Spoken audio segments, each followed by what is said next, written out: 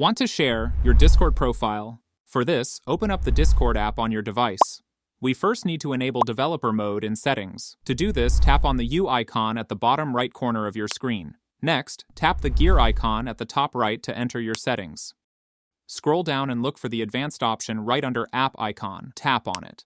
From here, toggle developer mode on. We need developer mode enabled because it lets us access information that isn't normally available. Once that's done, go back and tap on the home button at the bottom left.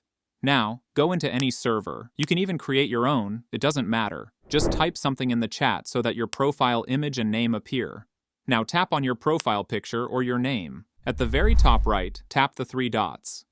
Here, you'll see the option Copy User ID. Go ahead and copy it. To actually make your profile link, open up a web browser, Notes app, or anywhere you can paste text. Type this link, discordapp.com/users/.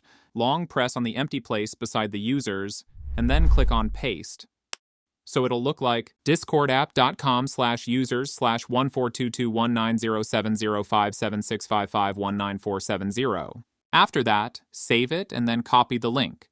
Now open any messaging app that you want to share the link and select the contact. Here, paste the link to share. Next, tap on the send icon and the link will be shared.